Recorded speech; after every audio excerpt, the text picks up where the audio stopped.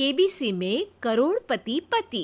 सूरज के जीवन का एक ही फंडा था कि मेहनत तो गधा भी करता है, घर बैठे जो कमाए समझदार वही होता है। इसीलिए उसने कभी नौकरी ही नहीं ढूंढी। इस बात से हालांकि उसकी पत्नी शिखा बिल्कुल भी अग्री नहीं करती थी, पर फिर भी सूरज को समझाना बेकार था। टीवी में कैसे बनोगे करोड़पति का ऐड देखकर उसे लगा कि बस अब तो घर बैठे ही वो करोड़पति बन सकता है, और उसके पीछे उसने अपने सारे सोर्सेस एक्टिव कर दिए। 2 हफ्ते में उसके कलीग के साले के पड़ोसी के बेटे का सोर्स निकलता है जो कि उसे शो में पहुंचा सकता है, और सूरज उससे मिलने चला जाता है। अच्छा, तो हमें मुकेश जी बता रहे थे कि आप हमें शो में पहुंचा सकते हैं। हाँ, उसमें कोई तकलीफ नहीं है। मैं कल अगर कोशिश करूँ तो इसी महीने में आपका नंबर आ जाएगा। अरे ये तो बहुत बढ़िया हो गया। अच्छा, वो सिलेबस और क्वेश्चन पेपर का कोई जुगाड़ है क्या? हैं? उसका तो कोई जुगाड़ नहीं है। तो वो वाकई में कुछ भी पूछ सकते हैं? हाँ, वो तो बच्चन जी पर है, जो पढ़ते हैं वो पूछ लेते हैं। पहली कोशिश फेल होने पर अब सूरज के सामने एक बहुत बड़ा सवाल था कि आखिर जवाब कहाँ से लाए। तब शिखा ने एक सजेशन दिया, क्यों ना सूरज अपने चचेरे भाई सुमित से मदद मांगे, जो कि यूपीएससी की तैयारी कर रहा था। हालांकि इतनी मेहनत करना सूरज को समझ में नहीं आता था, पर कोई और रास्ता ना मिलने पर वो आखिर सुमित से बात करता है। अरे सुमित, हमारा कैसे बनोगे करोड़पति के लिए सिलेक्शन होने वाला है। तुम हमें थोड़े चिट बनाने में मदद करोगे क्या? अरे भैया, चिट बनाए तो सालों हो गए, उसमें हमारा एक्सपर्टीज नहीं है, बल्कि आप बोलो तो हम आपकी पढ़ने में ज़रूर मदद कर सकते हैं। हट, कैसी अनाप शराब बातें कर रहा है तू। सूरज ने सुमित को मना तो कर दिया था, पर तैयारी करने के सिवाय कोई चारा उसे दिख भी नहीं रहा था, खासकर जब 12 के पेपर लीक करने के एक्सपर्ट शुक्ला जो भी हाथ जोड़ लेते हैं। आखिर सूरज को सुमित के पास जाना ही पड़ा, और उसने सुमित और शिखा से वादा किया कि वो बहुत मेहनत करेगा। 1 महीने की तैयारी के बाद फाइनल हुआ कि शो से 1 हफ्ते पहले एक ट्रायल खेला जाएगा, जहां पर सारे रिश्तेदार ऑडियंस की जगह पर होंगे और शिखा सवाल पूछेगी। दूर दराज से भी रिश्तेदार आकर हाजिर हो गए देखने कि आखिर कैसे बनेगा सुमित करोड़पति। सब कुछ सेट था, और इतने में सूरज आकर अपना स्पीच देता है। ये 1 महीना मेरे लिए आसान नहीं था, पर अपने भाई सुमित और अपनी पत्नी शिखा की मदद से मैं इतनी दूर पहुंच पाया हूँ। मेरे मम्मी पापा के आशीर्वाद ने भी बहुत साथ दिया है मेरा।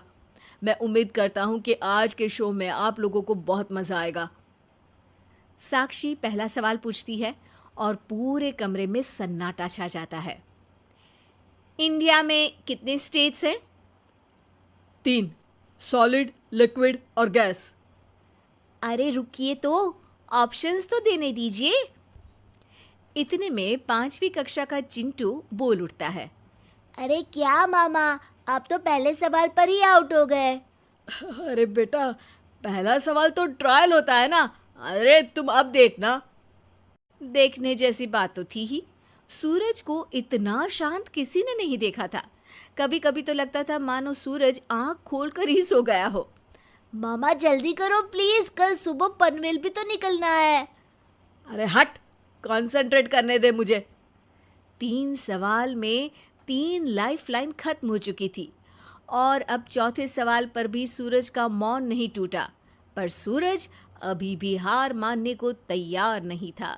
उधर हर कोई सूरज को छोड़ सुमित को देख रहे थे। आखिर सुमित ने ही तो पढ़ाया था सूरज को। गजब बेइज्जती है यार। अरे बेटा, तो बाप का, दादा का, भाई का, सबका नाम बुड़वाएगा। अरे 3 लाइफलाइन ले ली तो भी तेरा कुछ नहीं होना है। अरे कोई इतनी बात करता है क्या शो पर? अरे बेटा, शो पर तेरे जैसे भी तो नहीं आते ना। सूरज की ये जंग आखिर 1 घंटे बाद 5वें सवाल पर खत्म हो गई, जब उसने इंडिया के नेशनल बर्ड का नाम कहा, कौवा। अरे बेटा, मजा तो बहुत आया, बस थोड़ा टाइम पर खत्म होता तो आनंद भी आ जाता। ताने बारिश के बूंदों की तरह बरस रहे थे और सूरज को भी समझ आ रहा था कि ये करोड़पति बनना शायद उसके बस के बाहर की बात है।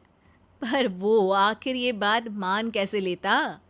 वो सख्त लौंडा जो ठहरा, उसने सोचा कि बेइज्जती तो हो ही चुकी है, पर अगर मैं हार नहीं मानूं तो शायद कुछ हो सकता है। शिखा, तुम देखना, असली शो में आग लगा दूंगा, आग। करोड़पति बनूंगा मैं। हाँ, सब्जियां खत्म हो गई है घर पे, ले आओ। पहले पति बन जाओ, फिर करोड़पति बनना। अरे गजब बेइज्जती है यार। बेटा, अभी तो घर पर ही हुई है, 1 हफ्ते में तो तुम देश के सामने करवा कर आओगे। वैसे जब टीवी पर जाओ ना, तो बस अपने मम्मी का ही नाम लेना, ठीक है? कोई पूछे तो बोलना कि पापा नहीं है मेरे। अरे पढ़ाई की, पेपर निकलवाए, इतने सारे लोगों को खाना खिलवाया, क्या फ़र्क पड़ा? इसीलिए मैं कहता हूँ कि मेहनत तो गधा भी करता है, घर बैठे जो कमाए वही सिकंदर। लेकिन मामा, गधे भी जानते हैं कि हमारा राष्ट्रीय पक्षी मोर है।